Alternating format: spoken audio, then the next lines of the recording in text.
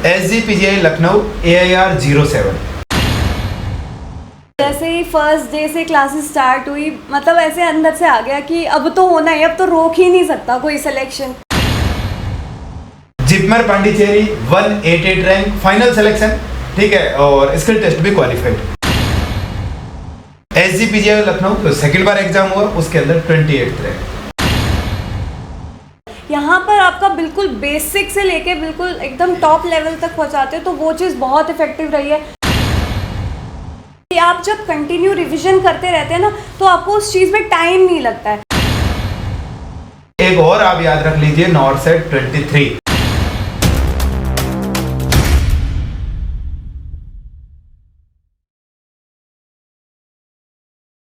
Hello dear students, मैं तरुण सैनी आप सबका स्वागत करता हूँ TSL में।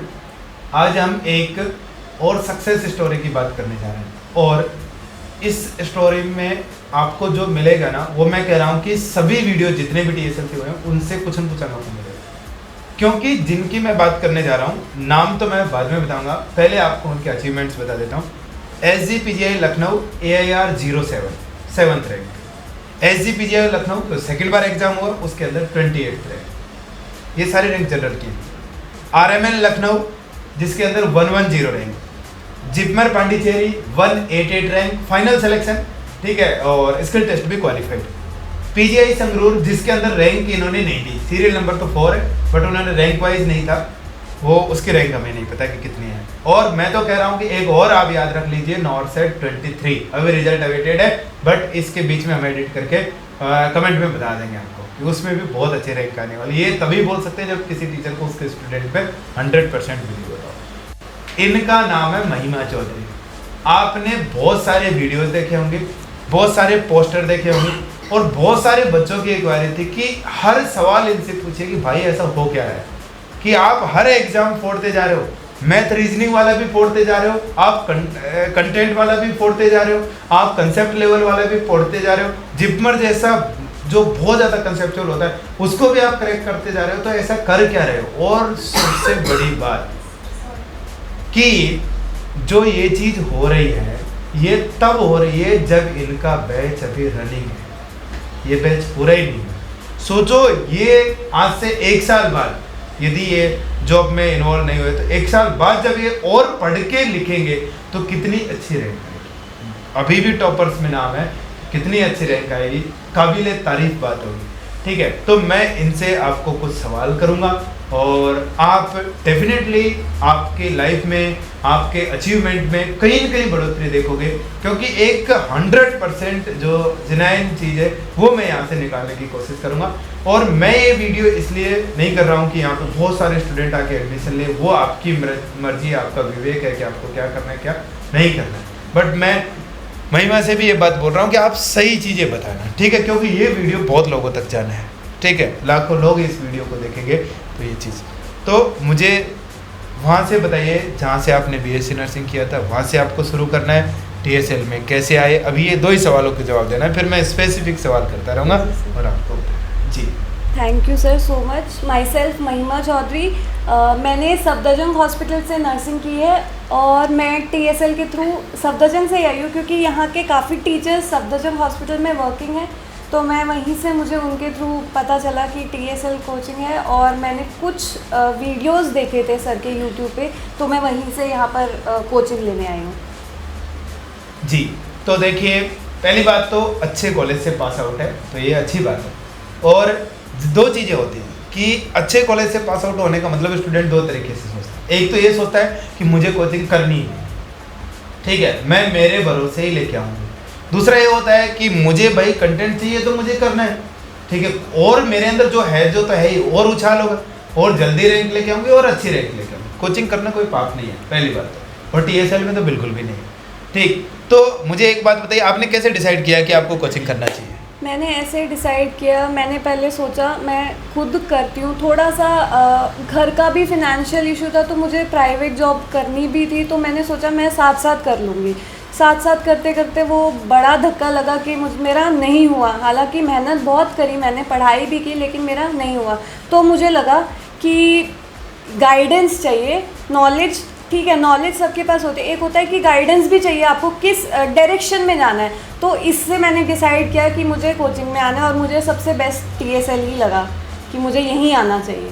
नहीं, उसके कारण बताइए कि आपने हमारा इंस्टीट्यूट क्यों चुना? मैंने इसीलिए चूज़ किया क्योंकि मैंने स्पेशली तरुण सर को देखकर ही मैं TSL आई हूँ कि सर इतना डेडिकेटेड है कि सर वर्किंग भी हैं और सर की 9 PM क्लासेस मैं देखती थी, तो मैं इसीलिए वहाँ से देखकर आई हूँ। और मुझे ये लगा कि ठीक है, कम स्टूडेंट्स हैं तो अच्छे से समझ आएगा, डाउट्स एकदम एक्यूरेटली क्लियर होंगे, ये सब देखकर मैं आई यहाँ पर। और फिर यहाँ आने के बाद तो ऐसा लगा कि लाइफ का बेस्ट डिसीजन यही था कि मैं यहाँ पर आई कोचिंग लेने के लिए। जी, तो आपने YouTube क्लासेस देखी थी उससे पहले? बिल्कुल सर। आपके कॉलेज तक पहुँच रहे हैं क्या हमारे वीडियोस? बिल्कुल सर, मेरे कॉलेज तक पहुँच रहे हैं। आपके नॉर्सेक में लास्ट ईयर मेरे बैच की स्टूडेंट माया, उनका सिलेक्शन हुआ था नॉर्सेक में, रैंक 86 आई थी, तो मुझे ऑब्वियसली बेस्ट कोचिंग है, तो मुझे वहीं से पता भी चल रहा है कि क्या आना चाहिए यहाँ पे या नहीं आना चाहिए। तो देखिए, जैसे आपने पहले भी पढ़ाई की थी, आपके काफ़ी उन ट्यूटर्स का भी रोल रहा है, हम उसको मैं तो नहीं नकार सकता। और दूसरी बात यह है कि आपने यहाँ आके भी देखे, जनरली क्या होता है, एकेडमिक टीचर्स में बहुत हाईली क्वालिफाइड टीचर होते हैं, ठीक है, और कोचिंग में टीचर, इफेक्टिव टीचर्स को हम कोचिंग में रखते हैं कि वो हर किसी के दिमाग में छाप दे। तो कुछ यहाँ की टीचिंग में, कुछ टीचर्स में कुछ ऐसा यूनिकनेस लगी कि उसमें हमें ये बोलना चाहिए कि हाँ, इन्होंने बहुत अच्छा किया, ठीक है। कोई ऐसा जो फेवरेट सब्जेक्ट बना हो या बिल्कुल बहुत अच्छी तरीके से समझ में आ गया हो कि ये तो यहीं याद हो गया, क्योंकि आप तो ऑनलाइन स्टूडेंट हैं। जी बताइए। ट्यूटर्स का ये रोल रहा कि मतलब जो इम्पॉर्टेंट टॉपिक्स होते थे, like previous year questions, mainly वो लोग आपको वही कराते हैं और प्रैक्टिकल नॉलेज बहुत हो जाती है वहाँ पे ट्यूटर से। लेकिन यहाँ आके आपको मतलब ऐसे सब्जेक्ट्स होते हैं जो कि हम, जैसे न्यूरो हो गया सब्जेक्ट, बिल्कुल वहाँ पे 2 टॉपिक पढ़ाए, सीजर्स पढ़ा दिया, स्ट्रोक पढ़ा दिया, बस ख़त्म कर दिया। यहाँ पर आपका बिल्कुल बेसिक से लेके बिल्कुल एकदम टॉप लेवल तक पहुँचाते हैं, तो वो चीज़ बहुत इफेक्टिव रही है। क्लास के मतलब ऐसा था, मैं ऑनलाइन स्टूडेंट थी, लेकिन मुझे कभी ऐसा फील ही नहीं हुआ कि मैं ऑनलाइन पढ़ रही हूँ। मुझे ऐसा लगता था मैं बैठी हूँ क्लास में और बिल्कुल सामने जो है टीचर वो आपको पढ़ा रहा है, और एकदम चीज़ें ऐसे क्लियर होती रही कि क्लास होने के बाद तो मतलब इतना टाइम लगता ही नहीं था कि उसको रिवाइज़ करने में बहुत ज़्यादा टाइम लग रहा है, एकदम ऐसे कट टू कट रिवाइज़ हो जाता था। और कई सब्जेक्ट्स ऐसे रहे कि बिल्कुल, जैसे मैंने बताया, न्यूरो बिल्कुल टच ही नहीं हुआ था कोचिंग में, वो कॉलेज में, तो यहाँ आके वो बिल्कुल क्लियर हो गया। और काफ़ी सब्जेक्ट्स थे कि उनमें कुछ ही टॉपिक हुए थे, वो यहाँ आके सारे क्लियर हो गए। तो थोड़ा कुछ ठीक है, ट्यूटर थे, उन्होंने मेरा थोड़ा बेस बनाया, प्रैक्टिकल नॉलेज कराई, लेकिन जो एक होता है ना कि सिलेक्शन के लिए जो आपको चाहिए, वो यहाँ आके कोचिंग में पूरा हो गया सर। जी देखिए, ये बात सही है कि देखो, जो हम आज हैं ना, उसमें बहुत सारे लोगों का रोल है, ठीक है, हमारे घर वालों से लेके, खाना बनाने वालों से लेके, टीचर से लेके, ट्यूटर से लेके, सबका रोल है। और ये हमको भूलना नहीं चाहिए इस चीज़ को कि पुराने ट्यूटर्स ने भी काफ़ी हेल्प की और आगे जो यहाँ के ट्यूटर्स हैं वो भी काफ़ी हेल्प की, बट ये सबके साथ करते हैं, फिर भी कुछ ही स्टूडेंट सिलेक्शन निकालते हैं, है ना। बाकी में दिक्कत आती रहती है, वो अलग अलग रीजन उसके हो सकते हैं, ठीक है। तो आपने ऐसा क्या किया, क्योंकि मैं जिस पॉइंट पे आना चाह रहा हूँ वो ये मैं बता रहा हूँ कि आपका इधर से बैच रन हो रहा है और आप कुछ बच्चों को फाइनेंशियली खुद हेल्प होने के लिए कोचिंग्स भी पढ़ाते थे, 10th-12th की, कुछ ऐसा जो मुझे पता लगा, ठीक है। और घर में भी आप मतलब जिम्मेदार आदमी हैं, तो दोनों सिस्टर्स काफ़ी मेहनत भी करती हैं, बड़े हैं आपसे दोनों, तो वो भी एक जिम्मेदारी की बात है। उसके बावजूद कि आप 5-6 घंटे क्लास कर रहे हो और उसके बावजूद आप वहाँ से पढ़ रहे हो, ठीक है, और आप यहाँ से ऑनलाइन पढ़ के रिवीजन भी कर रहे हो, ठीक है, खुद कोचिंग भी पढ़ा रहे हो, तो ऐसा कैसे, इस समय को कैसे मैनेज किया कि आप पढ़ भी रहे हो, डेली रिवीजन भी कर रहे हो, क्लास भी ले रहे हो, और मुझे ये पता है कि मैंने कभी नहीं देखा कि कोई क्लास मिस हुई हो और जिसमें ऑनलाइन में आपका नाम नहीं आया हो कि ये लड़की नहीं पढ़ रही है, ऐसा मैंने कोई नहीं देखा। बताइए। जैसे ही मैंने कोचिंग ज्वाइन करी, नॉर्सेक दिया, नॉर्सेक में मुझे एक्सपेक्टेशंस थी कि हो जाएगा, लेकिन जैसे ही नहीं हुआ तो ऐसा लगा कि बस अब तो करना ही है। बहुत ज़्यादा धक्का लगा, कहते हैं ना, एकदम एक लाइफ का एक पॉइंट आता है जहाँ से चेंजेस आने शुरू हो जाते हैं, तो वो यही पॉइंट था कि मेरा नॉर्सेक में क्वालिफाई भी नहीं हुआ और मुझे वहीं से लग गया कि अब तो करना ही है, ये मतलब बिल्कुल करना है, कोई और चॉइस है ही नहीं, ऐसा यस और नो वाला ऑप्शन है ही नहीं, सिर्फ यस ही यस है। तो जैसे ही मैंने फर्स्ट डे कोचिंग स्टार्ट करी, वहीं से मैंने अपना शेड्यूल बना लिया कि मुझे सुबह 5:30 उठना है तो उठना ही है, और रात को 10:30 तक पढ़ना है तो पढ़ना ही है। और उस बीच में फ़ोन होता है कि डिस्ट्रैक्शन होता है, लेकिन मेरे लिए तो मुझे ऑनलाइन कोचिंग लेनी तो फ़ोन ही था, तो फ़ोन केवल मैं उस टाइम के लिए लेती थी, कोचिंग लेनी है क्लासेस का टाइम तब, और एक रात को 9 PM वाली क्लास होती थी तब। उसके अलावा मैंने फ़ोन यूज़ नहीं किया, मैंने सबसे ही कट कर लिया था कि बाद में देख लेंगे, पहले मुझे एक बार सिलेक्शन हो जाने दो, ठीक है, ऐसे किया मैंने। और टाइम मैनेजमेंट, जैसे आपके अंदर डिटर्मिनेशन आ जाती है कि आपको करना ही है, तो वो चीज़ें अपने आप लाइन में आती रहती हैं। मैंने अपना शेड्यूल यही बनाया कि सुबह उठकर मुझे पढ़ना है तो पढ़ना ही है, और कोई काम नहीं करना। फैमिली ने बहुत सपोर्ट किया। ऐसे होता है ना कि लड़कियां घर में होती हैं, थोड़ा काम हेल्प करानी चाहिए, लेकिन मेरे फैमिली ने, मेरी मदर ने बहुत सपोर्ट किया, मुझसे कोई काम नहीं कराया, बस यही बोला कि तू पढ़, हम देख लेंगे। फिनेंशियली जैसे मैंने प्राइवेट जॉब थी मेरी, मैंने वो छोड़ दी, उसके बाद मेरे फादर ने बोला कि तू बेटा कोचिंग कर, हम देख लेंगे। तो वही उनको भी देख के कि उनका भी कितना स्ट्रगल है, मेरे लिए उन्होंने ये सब भी किया है, तो इसीलिए मेरे को बहुत सारी ऐसा हुआ, मोटिवेशन मिल गई कि करना ही है अब तो इसीलिए फिर मैंने अपना शेड्यूल बनाया कि मुझे इतना पढ़ना है, फिर क्लास लेनी है, क्लास के बाद ½ एन आवर आराम करना है, फिर उसके बाद फिर से पढ़ना है, बस यही करना है। और कंसिस्टेंसी, कोई दिन ऐसा नहीं जाना चाहिए कि छोड़ दिया। फंक्शंस, ऐसा नहीं है कि फंक्शंस आपके बिना होंगे ही नहीं, होंगे, सब चीज़ें होंगी, थोड़े दिन के लिए छोड़ दो फंक्शन, कितने टाइम की बात हो, 6-7 महीने की बात होती है, बस उसके बाद आपका सिलेक्शन हो जाता है, फिर आप हर फंक्शन में जाओ, कोई कुछ नहीं बोलेगा, बल्कि और ज़्यादा अच्छा लगेगा, वैल्यू ही बढ़ती है उससे, वैल्यू। वो बोलते 4 लोग आके पूछते हैं कि भाई कैसे किया है ना, हमें भी बताओ कम से कम कि हमें भी करना है ना, ये बात सही है। जैसे मैं कोचिंग आई थी तो सर भी इतना नहीं जानते थे, मुझे कभी लगता था, मैंने वीडियोस देखे स्टूडेंट्स के कि जो सेलेक्ट हो गए हैं उनको वहाँ के मोमेंटो मिलता है और कितनी अच्छी फीलिंग आती है, तो मुझे वही देख के लगा। मैंने उसी दिन पहला वीडियो जिस दिन मैंने देखा, मैंने उस दिन मम्मी को बोला, मैं कहा मम्मी एक दिन मैं भी जाऊँगी वहाँ पे उस साइड स्टेज पे खड़े होकर, मेरे को भी मिल रहा होगा वीडियो।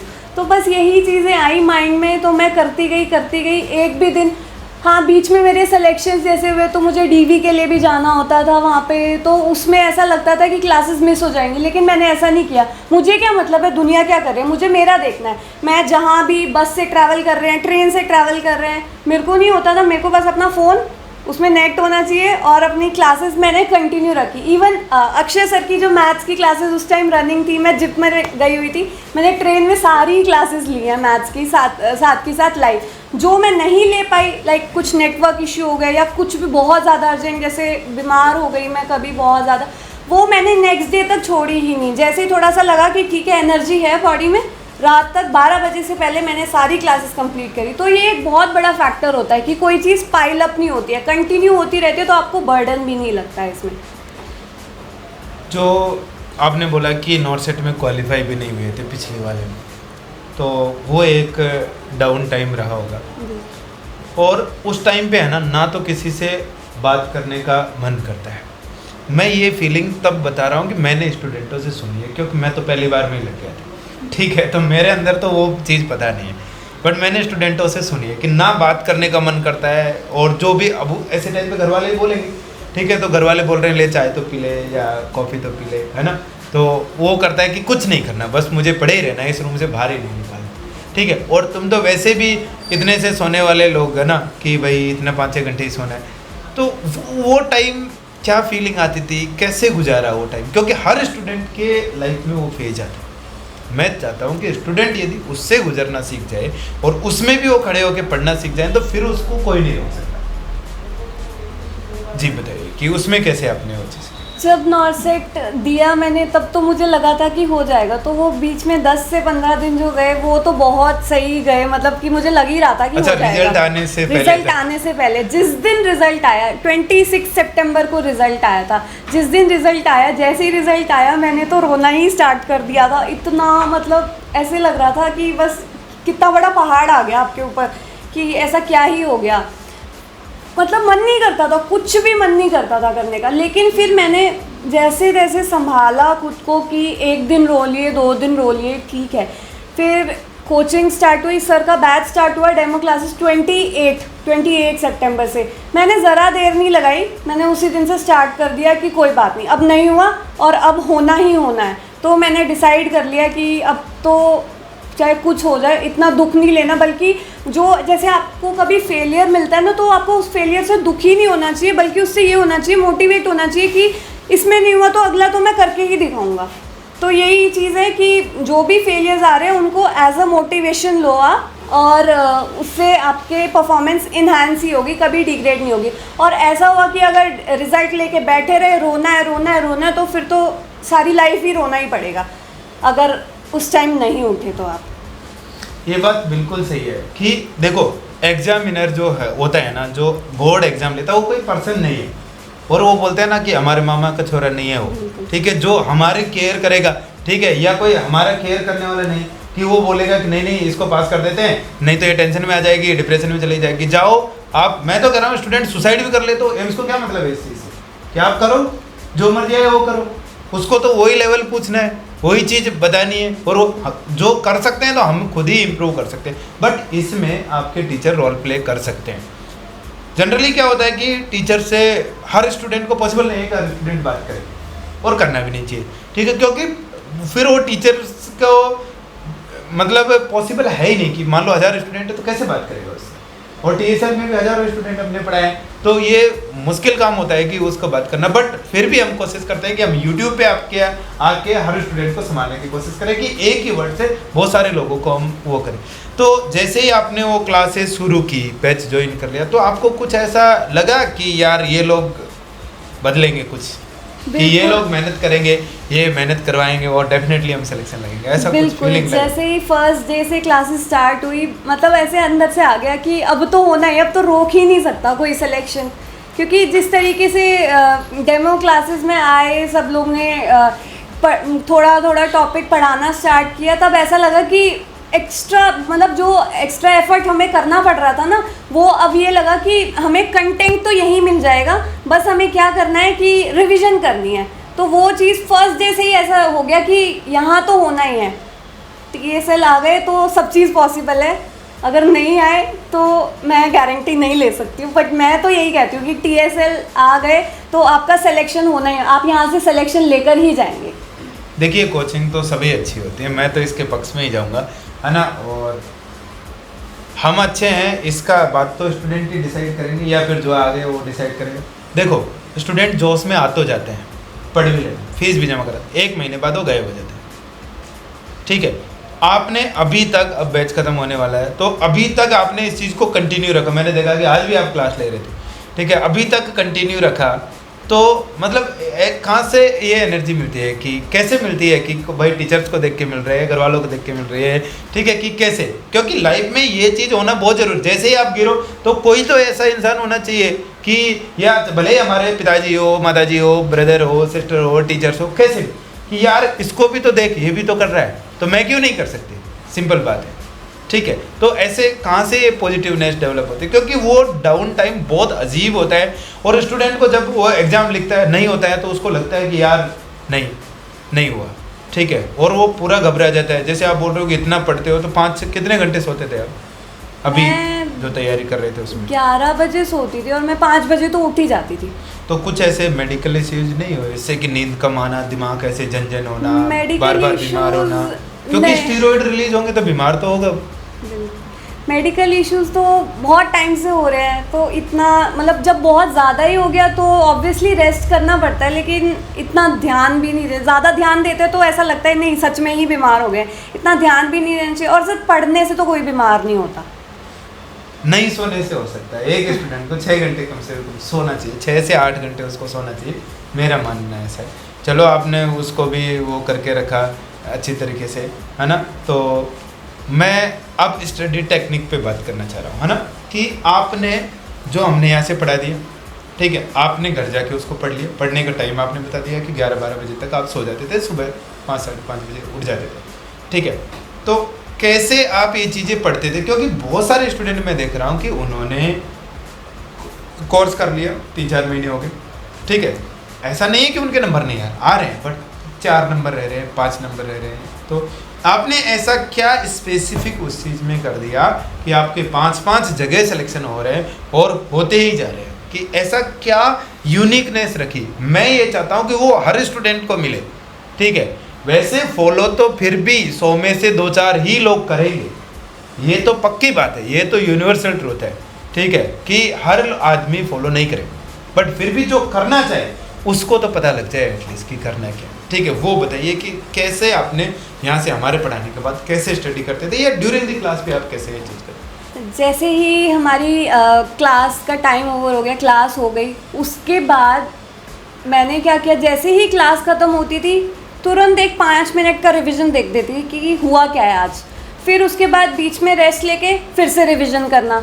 रिवीजन करने के बाद एक बार बीच में, मतलब जब जल्दी रिवीजन हो जाता है, जैसे मान लो आपकी 3 आवर्स की क्लास हुई, फिर आपने एक बार 5 मिनट देख लिया, वो दिमाग में सेट हो जाता है। उसके बाद फिर रिवीजन करने में 1 आवर लगेगा, 3 आवर्स की क्लास को 1 आवर। फिर एक बार रात में सोने से पहले एक बार फिर से रिवाइज कर लिया, फिर हाफ एन आवर लगेगा।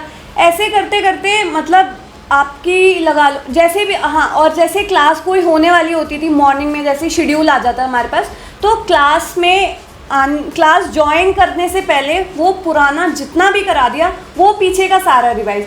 तो इस तरीके से जैसे 5-6 बार रिवीजन नहीं, जितनी बार, मतलब आप लगा लीजिए जी, कोर्स में आपके एक सब्जेक्ट की अगर 100 टाइम्स की क्लास हो रही है तो वो 100 टाइम्स रिवीजन हो गया है। तो उसके बाद तो थ्योरी ऐसे क्रिस्टल क्लियर हो जाते हैं कि आपको कोर्स कंप्लीट होने के बाद भी क्या टाइम नहीं लगेगा बिल्कुल। जैसे मैंने देखा है, मैंने मतलब नोटिस किया है कि काफ़ी ऐसे करते हैं कि पहले हमारा एटलीस्ट ये एक टॉपिक कंप्लीट हो जाए या एक यूनिट कंप्लीट हो जाए, उसके बाद स्टार्ट करेंगे। ऐसा नहीं है, अगर आपके क्लास में हाफ पेज भी हुआ है तो वो हाफ पेज आपको 2-3 बार रिवाइज कर लेना है, तभी जाके आपका ऐसे सिलेक्शन होता रहेगा और आपको टाइम भी नहीं लगेगा, आपको क्वेश्चंस प्रैक्टिस करने का भी टाइम मिलेगा।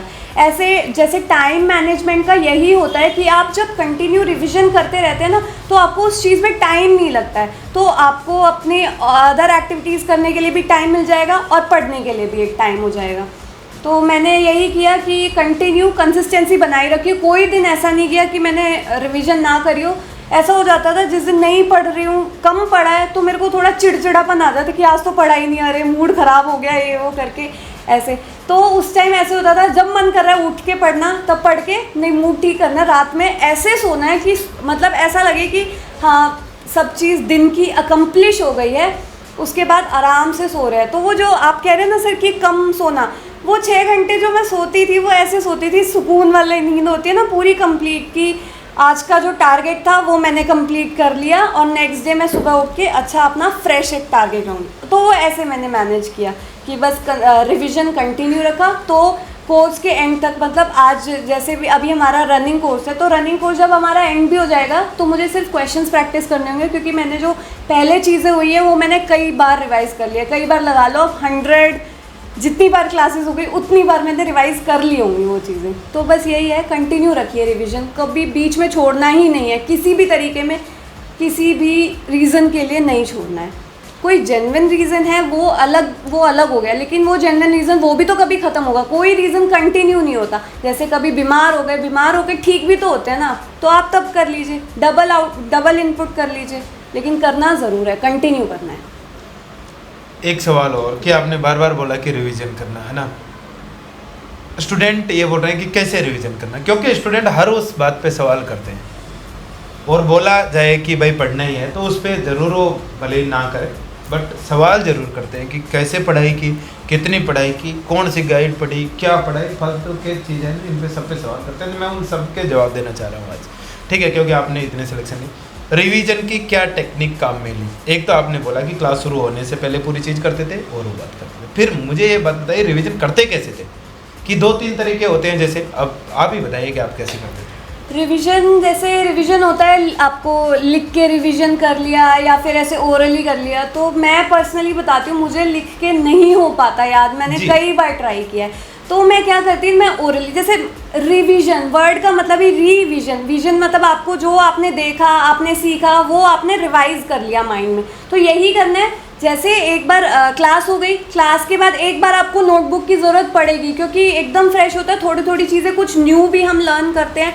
तो वो हमें लगता है कि मतलब हम नहीं पढ़ पाएंगे, तो एक बार नोटबुक की ज़रूरत होती है। लेकिन जब आप बार बार रिवीजन करेंगे तो आपको नोटबुक, बिना नोटबुक के रिवीजन करनी चाहिए। बस ये होना चाहिए कि माइंड में होना चाहिए कि आपने क्या क्या किया, तो वो थोड़े थोड़े बुलेट पॉइंट्स तो हर कोई लिखता है, इतना पूरा रिटर्न नहीं, थोड़े थोड़े, तो वो आपको माइंड में पूरा रन होना चाहिए कि हाँ ये ऐसे ऐसे क्लास में हुआ, तो वो एक बुलेट पॉइंट लिख दो आप। फिर वो पॉइंट लिखा, उसके बारे में सारा सोच लो कि हाँ सर ने आपको ये सब चीज़ें बताई। ऐसे राइटिंग मतलब आपको लिख के याद हो रहा है तो आप लिख के याद कर लो, आपको ओरली याद हो रहा है आप ओरली याद करो। एक और मेथड होता है कि माइक्रो टीचिंग बोलते हैं ना, जैसे वो कि आपने क्लास ले ली, आपने खुद पढ़ लिया, अब आप क्या करो, ऐसी इमेजिनरी क्लास या फिर किसी को भी अपने छोटे भाई बहनों को बिठा लो कि भाई मेरे को आज ये टॉपिक पढ़ाना है, वो पढ़ाना स्टार्ट कर दो। उससे भी आपके माइंड में बिल्कुल ये बैठ जाते हैं कि चीज़ें कैसे पढ़ानी है, किस तरीके से पढ़ानी है, किस पॉइंट पे ज़्यादा फोकस करना है, किस पॉइंट पे कम करना है। तो इसी तरीके से आपका रिवीजन मतलब हो जाता है। ये बात भी बिल्कुल सही है कि रिवीजन टेक्निक भी काम मिली। अब बात करते हैं क्वेश्चन प्रैक्टिस की, ठीक है, क्योंकि क्वेश्चन प्रैक्टिस करना बहुत ज़रूरी है, ठीक है। तो आपने कैसे क्वेश्चन प्रैक्टिस की? क्योंकि हम जो गाइड बताते हैं कि PR यादव जी की गाइड पढ़नी है, बाकी जो सब्जेक्ट टेस्ट लगाते हैं, बाद में सीरीज भी लगाते हैं, ठीक है। तो आपने कैसे कैसे उनको किया हो, क्योंकि अपनी सीरीज भी बहुत टफ होती है, कम नंबर आते हैं, तो मतलब क्वेश्चन प्रैक्टिस कहाँ से किया, क्या मेथड काम में लिए, उसके रिगार्डिंग भी बताइए।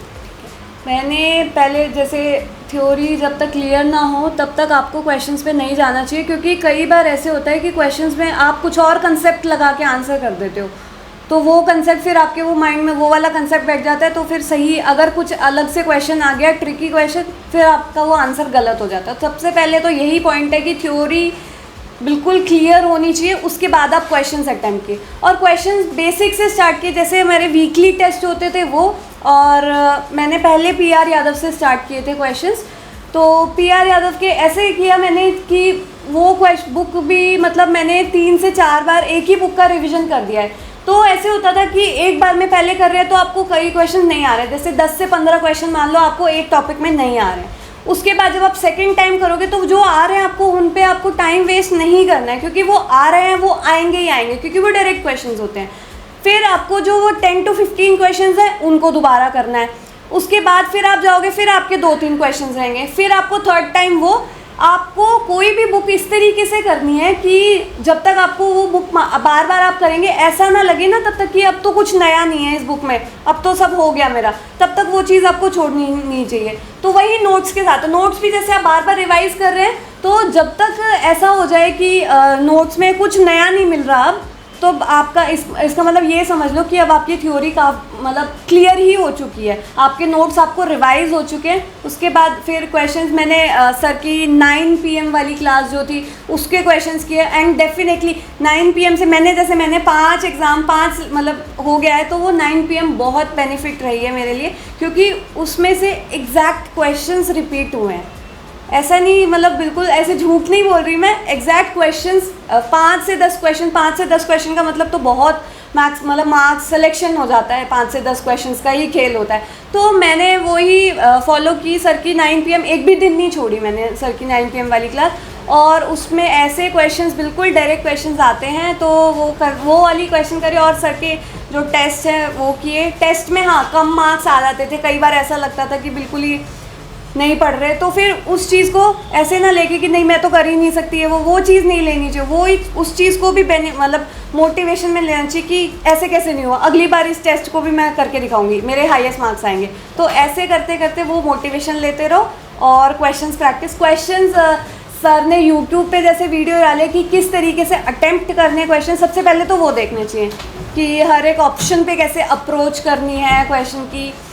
फिर उसके बाद आप क्वेश्चन स्टार्ट कीजिए, जो क्वेश्चन डाउटफुल लग रहा है कि नहीं होगा उसको मार्क कर लो, जो होते जा रहे हैं उनको करते रहो। जब सेकंड टाइम रिवीजन करेंगे, सेकंड टाइम क्वेश्चंस करेंगे, तो वो जो डाउटफुल वाले क्वेश्चंस हैं उन्हीं को करते रहिए। बस इस तरीके से आपके क्वेश्चंस भी प्रैक्टिस हो जाएंगे। तो आगे की हम और बात करते हैं कि आपने बहुत अच्छी तरीके से रिवीजन किया और एग्जाम में आपका क्लियर हुई सारी चीज़ें, ठीक है। वापस हम सेंटर पे बात करते हैं, ये सारी चीज़ें तो आपने कर ली और अभी भी आप रिवीजन कर रहे हो। समय मतलब चाहे स्टूडेंट को खूब समय मिलता है यदि वो चाहे, ठीक है, और वो बीच में प्राइवेट जॉब कर रहा है तो फिर उसको धीरे धीरे समय मिलेगा, 2 साल भी लग सकते हैं सिलेक्शन होने में, ठीक है। तो मतलब आप कुछ ऐसी चीज़ें बताइए जो आपको यहाँ स्पेसिफिक है, ऑनलाइन में भी होते हुए भी, कि यार ये बात तो केवल इसी कोचिंग में मिलेगा। कोई ऐसा सब्जेक्ट, कोई ऐसा टॉपिक या कोई ऐसा टीचर की ऐसी कोई बात कि जो ऐसा लगा कि यार ये चीज़ तो मैंने कभी नहीं सुनी और मज़ा ही आ गया इस कंसेप्ट को पढ़ के, यार ये इतना ईजी भी हो सकता है, हम तो पता नहीं क्या सोच रहे थे। हाँ, तो सेंटर तो बेस्ट है, मैं तो यही बोलूँगी। और ऑनलाइन का एक्सपीरियंस भी इसलिए बेस्ट है क्योंकि आप जब ऑनलाइन क्लास लेंगे तो आपको लगेगा ही नहीं कि आप ऐसे मतलब क्लासरूम में नहीं बैठे हो। ऐसा लगेगा बिल्कुल कि सर सामने पढ़ा रहे हैं, आप क्लास में बैठे हो और कोई डाउट होता है वो साथ के साथ क्लियर होता है। ऐसा नहीं है कि चलो ऑनलाइन क्लास है, कुछ ऑनलाइन स्टूडेंट्स से कोई डाउट्स नहीं ले रहे हैं, नेक्स्ट क्लास में जाके ही क्लियर होगा। वो तभी की तभी आप हैंड रेस का ऑप्शन आप हैंड रेस करके आप तभी की तभी डाउट क्लियर कर सकते हो। तो वो बिल्कुल लाइव एक्सपीरियंस होता है।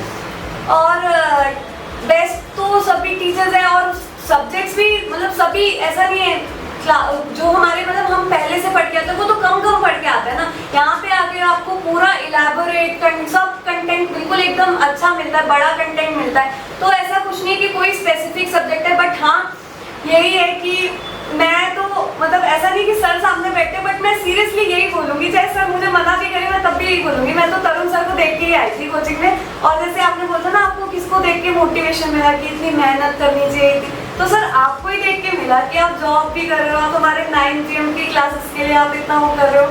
मैं जब बीच में आप बोलते थे आपकी नाइट ड्यूटी है, आप तब भी क्लास ले रहे होते थे, तो मुझे ये लगता था कि सर रेस्ट कब करेंगे। फिर मुझे लगता था कि सर रेस्ट नहीं कर रहे, तो अगर मैं नहीं करूँगी तो मेरा भी क्या चल जाएगा। मुझे तो सिलेक्शन मुझे चाहिए ना, सिलेक्शन जो होगा वो बेनिफिट मुझे होगा, तो मैं अपने बेनिफिट के लिए तो कर सकती हूँ ये सब। अगर ऐसे होता है ना कि कईयों को लगता है कि और किसी दूसरे का बेनिफिट हो रहा है उस चीज़ में, तो मैं क्यों ही करूँ, लेकिन यहाँ तो मेरा बेनिफिट हो रहा है, तो अपने बेनिफिट के लिए तो आपको करना ही पड़ेगा। मतलब ऐसे है कि सक्सेस के लिए कोई शॉर्टकट नहीं है। अगर आपको बेसिक से स्टेप बाय स्टेप करना है तो करना ही पड़ेगा। अगर आपने ऐसे किया कि एक स्टेप जो है आपने स्किप कर दिया, तो ऐसे गिरोगे आगे नीचे तो पता नहीं चलेगा। तो इसीलिए स्टेप बाय स्टेप चाहे कितना टाइम लग रहा है, लेकिन फिर सिलेक्शन जो होगा वो ऐसा होगा कि किसी का नहीं होगा ऐसा। बिल्कुल जैसे कहते हैं ना, सिलेक्शन बाय चॉइस होगा, बाय चांस नहीं होगा। तो यही है कि कंटिन्यू करना चाहिए, जैसे टीचर्स बोल रहे हैं आपके वैसे करना चाहिए। किसी एक टीचर को फॉलो कीजिए, क्योंकि सभी सेलेक्टेड टीचर्स हैं यहाँ पे, तो किसी एक टीचर को फॉलो कीजिए और बिल्कुल अपना रूटीन सेट कर लीजिए। 6-7 महीने आपकी जो भी अदर एक्टिविटीज़ है आप उनको साइड रखिए और पढ़ाई में कंटिन्यू कीजिए, डेफिनेटली होगा। और मैं आप सबको यही बोलूँगी कि एक बार TSL आकर तो देखो, आप यहाँ से सिलेक्शन लेकर ही जाओगे, आप भी यही कहोगे कि आपकी लाइफ का बेस्ट डिसीजन था यहाँ पर आना। तो मैं यही बोलूँगी कि आप आके देखिए, TSL ज्वाइन कीजिए और बिल्कुल डेफिनेटली हो। जी, एक और आखिरी सवाल मैं करता हूँ। मुझे अभी भी याद है कि एक बार मैं ऐसे क्लास करता था, तो हमारे पुराने स्टूडेंट होते थे, आपने नाम सुना होगा विशाखा राठौड़ करके, और उनके भेजे हुए बहुत बच्चे यहाँ पढ़ के गए, तो उनके माताजी ANM थे, ठीक है। तो वो क्या करते थे कि जो मेरे वीडियो 9 PM क्लास आती थी तो वो भी देखते थे, और वो बोलते थे कि यार तुम्हारा टीचर कितना मेहनती है। मुझे नहीं पता कि मेहनती थे नहीं थे, हूँ नहीं हूँ, ये मुझे नहीं पता, बट स्टूडेंट बोलते हैं उसके हिसाब से ऐसा लगता है कि यार सच में अपनी बात कर रहे हैं क्या, और ऐसा कर रहे हैं तो फिर हम हाँ कर लेते हैं कि हाँ यार मेहनती है, ठीक है। तो वो जो बोलते थे ना उसके मदर, तो उनको ऐसा लगता था कि यार ये सच में मेहनती है और ये बात बदल देगा। कुल मिला के बात है कि स्टूडेंट का विश्वास जीतना एक अलग बात है, बट पेरेंट्स का भी विश्वास जीतना कि इस टीचर के पास है तो अच्छा ही होगा, ये पक्की बात। ऐसी कोई घटना कि आपके माताजी ने सुनी हो, देखी हो, पिताजी ने देखी हो कि यार ठीक है टीचर उधर के शायद करवा देंगे। मेरी क्लासेस जैसे मैं एक अलग से रूम में बैठी रहती थी, मम्मी काम करती रहती थी, फिर मेरी जो क्लासेस होती थी मम्मी मेरे साथ आके बैठ के क्लासेस लेती थी। तो मम्मी भी देखती थी कि कैसे पढ़ा रहे हैं सभी लोग, तो मम्मी बोलती थी कि मैं जब ऐसे कोई, मैंने तो इतनी पढ़ाई भी नहीं करी, मुझे समझ में आ रहा है, तो तुमने तो पढ़ा हुआ है, तुम्हें तो कितना ही आ रहा होगा। तो मम्मी ने यही बोला, बेटा अब तो ज़रूर होगा, अब तो मतलब कोई चांस ही नहीं है कि नहीं होगा। तो यही था कि मैं अपनी मतलब मदर से वही है कि उन्होंने भी TSL में पूरा बिलीव रखा कि ये मेरी बेटी का सिलेक्शन करा के ही रहेंगे। तो बस यही है कि क्लासेस साथ साथ लेती थी, मम्मी भी साथ लेती थी क्लासेस, तो हम दोनों ने ले, वही है ना, डिस्ट्रैक्शन भी नहीं होता था उसमें कि कुछ मैं अलग ही करने लग जाऊंगी, फ़ोन चलाने लग जाऊंगी बीच में, नहीं। तो साथ में बैठे रहते, थोड़ा सा रहता था कि हाँ मदर भी बैठे, एक्स्ट्रा एक्टिविटी कुछ नहीं करनी फ़ोन में और पढ़ना है। देखिए मुझे अभी भी याद है कि आप एक जनकपुरी में शायद एक एग्ज़ाम लिखने गए थे, तो आपके माताजी मुझे मिले थे बाहर, तो आप बोल के गए थे कि सारा आ सकते हैं यहाँ पे, है ना, तो बोल के गए थे कि इस कलर की गाड़ी में आएंगे। वैसे गाड़ी हमने अभी ली है, पहले मोटरसाइकिल। तो आपके माताजी उधर मिले, तो उन्होंने, मैंने वो डेडिकेशन देखा कि यार हमें बोलते हैं ना कि तुम ऐसी इतनी मेहनत क्यों कर लेते हो, हालांकि आप मेरे से बहुत ज़्यादा मेहनती हैं, मैं आपको सही बताता हूँ। और किसी टीचर को बहुत खुशी मिलती है कि उसके स्टूडेंट उससे भी ज़्यादा मेहनती है, ये बहुत बड़ी बात होती है, ठीक है। तो जब लगा तो मैं वो बांट रहा था, कार्ड्स बांट रहा था मेरे कि किसी को कोचिंग करनी हो तो ये चीज़ कर सकते, क्योंकि देखो ये कोई बड़ा इंस्टीट्यूट तो है नहीं, बड़ा इन द सेंस कि कोई फॉरेन इन्वेस्टर आ रहा है, कोई बड़ा एंजल इन्वेस्टर जो पैसे लगा रहा है हम उसको उठा रहे हैं, ऐसा तो है नहीं, ना तो स्टूडेंट की फीस से सब कुछ चलना होता है, ठीक है। तो मैं वो कार्ड्स बांट रहा था, तो वो आपके माताजी हर जिसको मैं कार्ड दे रहा था ना, उन सबको समझा रहे कि ये बहुत अच्छे कोचिंग सेंटर है, ये बहुत अच्छी मेहनत करते हैं, और इन लोगों ने देख लो कि महिमा का जिपमर में सिलेक्शन करवा दिया है, मतलब वो इतने बड़े लेवल पे जाके, जबकि यहाँ तो मैं बोल रहा हूँ कि मेरे स्टूडेंट मेरे लिए फीडबैक देने के लिए भी मतलब मुंह मोड़ लेते हैं, जिनके लिए हमने इतनी सारी चीज़ें करते हैं, आउट ऑफ द वे जाके भी चीज़ें करते हैं, कुछ हमारे से गलती भी होती है, पर पॉजिटिव बहुत सारी करते हैं, और वो भी कि मुझे शर्म आती है या मुझे ये आता है वो आता है, बट एक पेरेंट्स के लेवल पे भी हो जाके हर उसको समझा रहे हैं, जबकि कितना बेइज्जती होने का डर होता है कि यार कोचिंग वाले चोर होते हैं, कुछ भी होते हैं, कुछ भी बोल देते हैं लोग, वही मुंह पे बोलते हैं, मेरे मुंह पे बोलते हैं, ठीक है। तो सोचो कि इतना एफर्ट लेना वो बहुत बड़ी बात होती है, और हम ये सोचते हैं कि हम भी 10 गुना उसमें हो जाए, ठीक है। तो आपने ये इतनी सारी चीज़ें बताई, और मुझे लगता है कि इससे डेफिनेटली स्टूडेंट को फ़ायदा होगा। तो आप एक चीज़ बता दीजिए, कोई भी चीज़ की ऐसे 3 चीज़ें कोई जो स्टूडेंट फॉलो करे तो किसी भी कॉम्पिटिशन एग्जाम को फाइट कर सकता है, फिर हम इसको कम करेंगे। सबसे पहली चीज़ आपकी कंसिस्टेंसी, उसको बिल्कुल मेंटेन करके रखना है। ज़रा भी ब्रेक हुई तो वापस जीरो से स्टार्ट कीजिए, लेकिन वो मतलब ब्रेक ही नहीं होनी चाहिए। पहली बात तो कंसिस्टेंसी, चाहे आप एक दिन ऐसा हो रहा है कि आपको मतलब आप 6 आवर्स नहीं पढ़ रहे, दो ही मतलब 2 आवर्स टाइम मिल रहा है आपको, लेकिन आप वो पढ़िए, वो कंसिस्टेंसी ब्रेक नहीं करनी है बिल्कुल भी। सेकेंड चीज़ मोस्ट इम्पॉर्टेंट, रिविजन। रिवीजन बहुत मस्त है, जब तक रिवीजन नहीं होगा आपकी थ्योरी बिल्कुल क्लियर नहीं हो पाएगी, थ्योरी क्लियर नहीं होगी, क्वेश्चंस क्लियर नहीं होगी, क्वेश्चंस क्लियर नहीं होंगे तो एग्जाम क्रैक नहीं होगा। तो सेकंड चीज़ है रिवीजन, और थर्ड चीज़ है, मेरे लिए तो थर्ड चीज़ TSL है कि मुझे जो गाइडेंस मिला है यहाँ आके, मुझे एक्चुअली में गाइडेंस ही चाहिए था, वो मुझे जो आके मिला है यहाँ पे, मैं यहाँ से बेस्ट तो कुछ कह ही नहीं सकती। तो आपको यही है कि फर्स्ट आपका कंसिस्टेंसी है, सेकंड आपकी रिवीजन होनी चाहिए, और थर्ड भी जो आपको आपके टीचर्स बोल रहे हैं, जिस तरीके से गाइड कर रहे हैं, उस चीज़ को फॉलो कीजिए, आपका सिलेक्शन डेफिनेटली हो जाएगा। एंड मैं एक चीज़ ज़रूर बोलूँगी, आप TSL आके तो देखिए एक बार, ज़रूर होगा सिलेक्शन, बिल्कुल, आप बिल्कुल निराश होके नहीं जाएंगे यहाँ से। चलिए बहुत बहुत धन्यवाद आपको कि इतना समय निकाला और सारी चीज़ें बताई। मैं स्टूडेंट से यहाँ पे रिक्वेस्ट कर रहा हूँ कि आपके और जो भी सवाल है वो कमेंट कीजिए, है ना, और हम डेफिनेटली उस पर और वीडियो बनाएंगे, हम उनसे और बोलेंगे कि उस पर भी प्रकाश डालें, क्योंकि इतने सिलेक्शन हुए हैं तो कहीं ना कहीं कुछ अच्छी चीज़ निकल के आ सकती है। और TSL की एक वो रही है, कस्टम रहा है या ट्रेडिशन रहा है कि जो भी स्टूडेंट सेलेक्ट होता है उसको हम एक मोमेंटो देते हैं, और आप 5 मोमेंटो तो आपको देनी है, एक तो हम दे भी चुके हैं, कुछ मोमेंटो हम आज भी आपको वेट करने की कोशिश कर रहे हैं। उम्मीद करते हैं कि आप हमेशा इसको आपके घर में बढ़िया शोकेस के अंदर बना के रखोगे, तो कि बहुत कम लोग, ये पैसे से नहीं खरीदी जा सकती है ना, वैसी वाली चीज़ है। तो मैं आपको TSL की तरफ से ये बहुत प्यारा सा मोमेंट है, ठीक है, ये आपको देता हूँ, और बहुत बहुत बधाइयाँ, और उम्मीद करता हूँ कि आप और भी अच्छे रैंक लेके आए, ठीक है। इसी के साथ विदाई लेते हैं, जय हिंद, जय भारत।